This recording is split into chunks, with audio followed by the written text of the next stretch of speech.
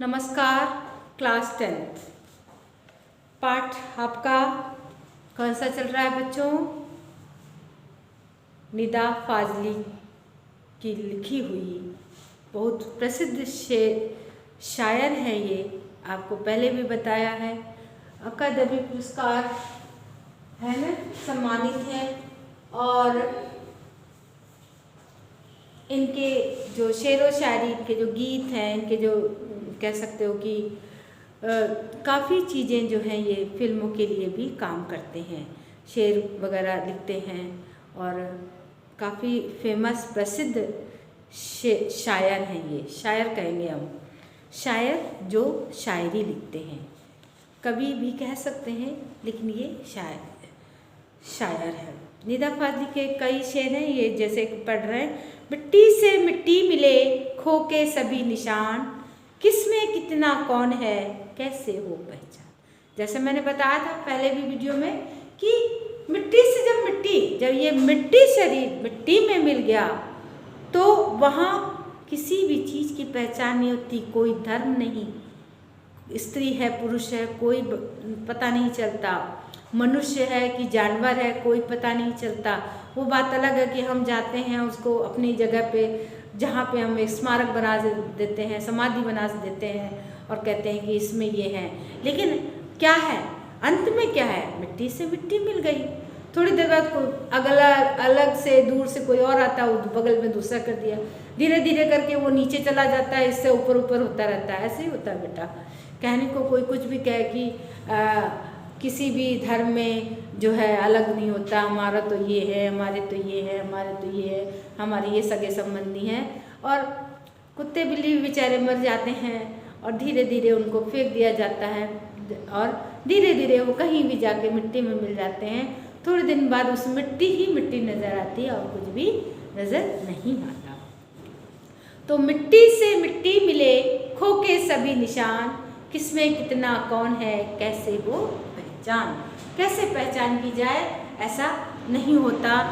नूह ने जब उसकी बात सुनी, तो जब नूह ने उसकी बात सुनी कि ना हम अपनी पसंद से कुत्ते हैं ना तुम अपनी पसंद से मनुष्य हो, तो और सब मिट्टी में मिल जाना है।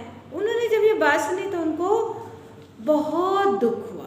मतलब एक बार को उनको कहते हैं ना कि कहते हैं बात जवान से तीर कमान से निकल कर कभी वापस नहीं आते हैं। इसलिए हमेशा समझ के बोलना चाहिए, सही बोलना चाहिए और ध्यान रखना चाहिए। इस तरह से नहीं करना चाहिए।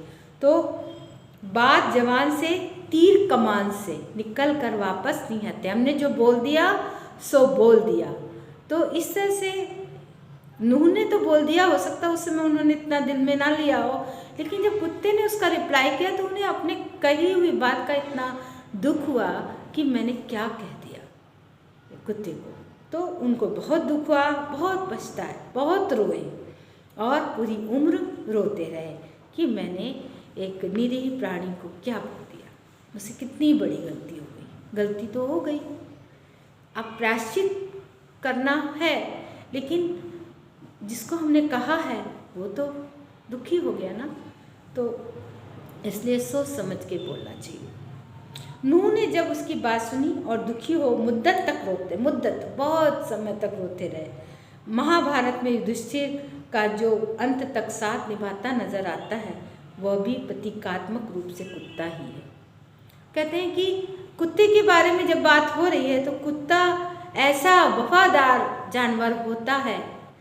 कुत्ता भले ही हम कुत्ता कहते हैं ये कुत्ता है, ये ऐसे है, लेकिन आपको पता है ये जो जाति है कुत्ते की, ये कितनी वफादार होती है।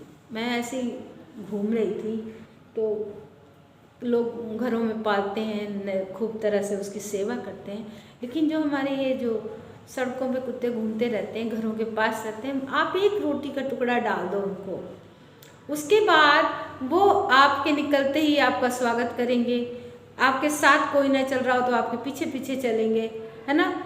क्या लेते हैं? आपसे कुछ कहते हैं, आपको कुछ परेशान करते हैं, आपको कुछ गुस्सा करते हैं कि नहीं आपको आपने नहीं दिया, तुमने नहीं दिया आज रोटी तो हम गुस्सा हो गए, ऐसा कुछ नहीं है। लेकिन चलते रहते हैं आपके साथ। आप डांट दो फिर चुपचाप खड़े हो जाएंगे, फिर चलने लगेंगे। तो कहते हैं ये कुत्ता शब्द जिसको हम कहते हैं कि खराब है, इस्लाम में हो या अपने अम्मी लोग कहते हैं, गाली देते हैं तो हम कह देते हैं, नाराज़ हो जाते हैं कोई कुत्ता किसी को कह दे तो कहते हैं कि यही वो कुत्ता है जो युधिष्ठिर, जब युद्ध हुई, कुरुक्षेत्र की लड़ाई लड़ी गई, उसमें जब युधिष्ठिर, पांडव जो थे युधिष्ठिर ये आपके अर्जुन, भीम, नकुल, सहदेव और द्रौपदी, ये लोग सब जब कुरुक्षेत्र की लड़ाई में जीत गए, राज किया, सब कुछ हो गया। अंत में जब इनकी मृत्यु का समय आया तो ये पैदल ही चल पड़े और युधिष्ठिर को लेने के लिए धर्मराज युधिष्ठिर, कहते हैं कुत्ता यमराज जो है उनको लेने आए, पीछे पीछे उनके धर्म चलता रहा। धर्म के रूप में कहते हैं कुत्ता साथ जा रहा था और उनके साथ रहा अंत तक।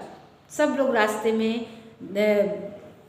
नहीं रहे, लेकिन अंत तक धर्म साथ गया, क्योंकि जो हम कर्म करते हैं वही हमारे साथ जाता।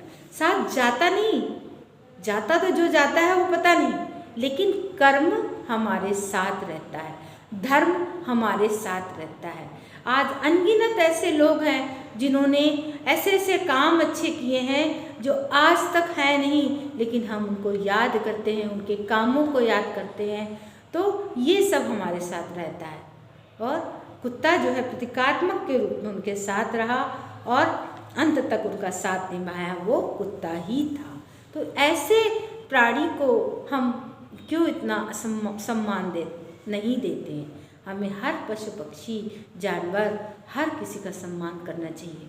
लेकिन बात हो गई तो नूह को बहुत तकलीफ़ हुई कि हमने ये क्या कह दिया, इसलिए उन्हें एक मुद्दत तक बहुत तकलीफ़ हुई, उन्होंने बहुत प्रायश्चित किया, बहुत उनको परेशानी हुई। समझ में आ गया? नूह के बारे में मैंने बताया था, उनका असली नाम लश्कर है, लेकिन अरब में उनको नूह के लक़ब से याद किया जाता है।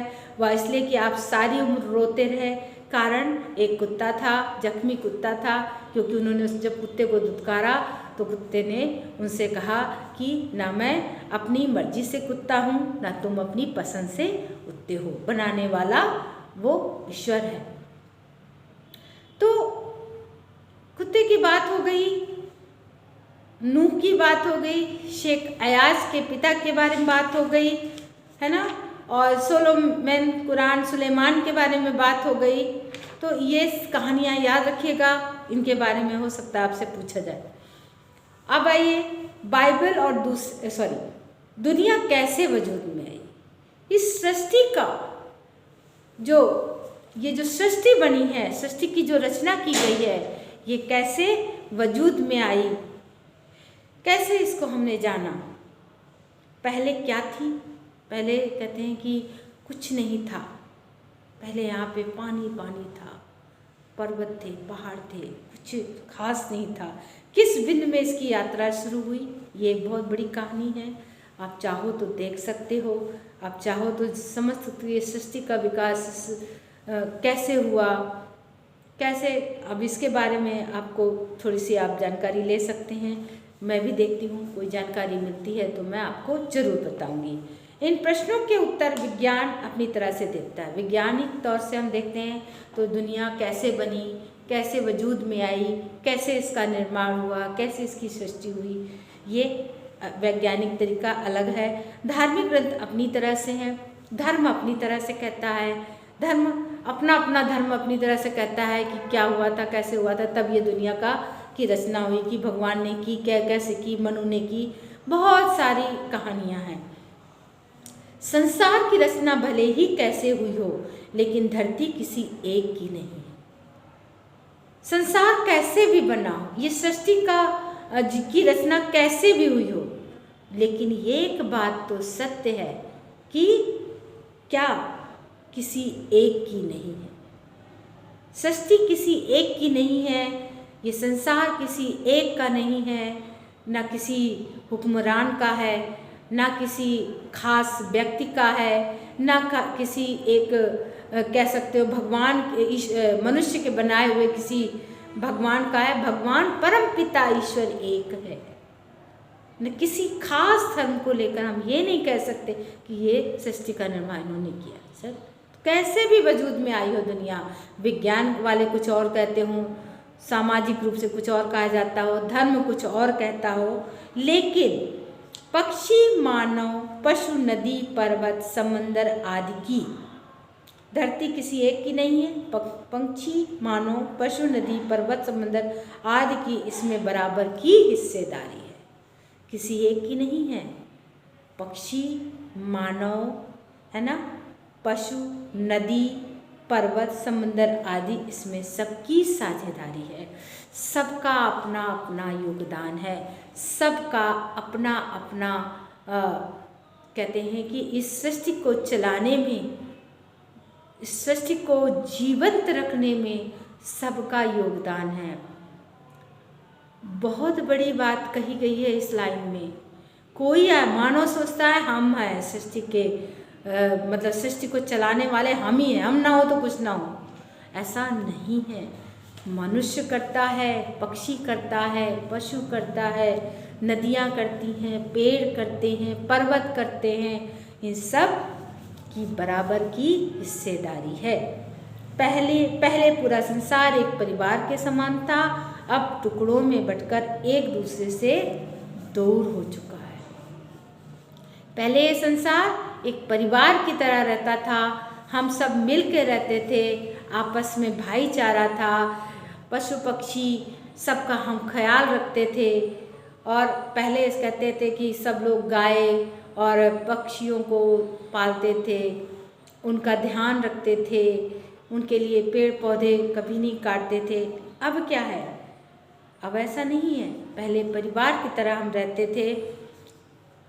पहले बड़े बड़े दालानों आंगनों में सब मिलजुल कर रहते थे, दालान होती थी। अब गांव में जाएंगे तो देखेंगे कि कैसे लोग रहा करते थे, कैसे लोगों में भाईचारा था, कैसे लोगों का ये सब चीज़ें प्रैक्टिकली आपने देखी होंगी बच्चों, जो अपने परिवार से जुड़े हैं, जो दूर दराज नहीं रहते, अलग थलग नहीं रहते, उन्होंने देखा होगा। गांव जाते हैं तो देखा होगा, उनको गांव में अच्छा लगता है। परिवारों में, अभी आपके शहरों में भी बहुत सारे लोग ऐसे रहते हैं, बहुत सारे लोग ऐसे हैं जो दूसरों का ख्याल रखते हैं, माता पिता का ख्याल रखते हैं, बड़ों का ख्याल रखते हैं। तो पहले क्या होता था, एक दलान में लोग रहते थे, आपस में गांव में भी घर अलग अलग हो, लेकिन मिलना जुलना, आपस में खाना, एक दूसरे से इसके यहाँ खाना नहीं बना तो उन्होंने भेज दिया, उनके यहाँ खाना नहीं बना तो उन्होंने भेज दिया। इस तरह से लोग आपस में बड़े ही भाईचारे से रहते थे। तो इस तरह से लोग रहते थे और आपस में एक दूसरे का सहारा बनते थे। अगले वीडियो में पढ़ाऊँगी बच्चों, टाइम हो रहा है। नमस्कार, जय हिंद।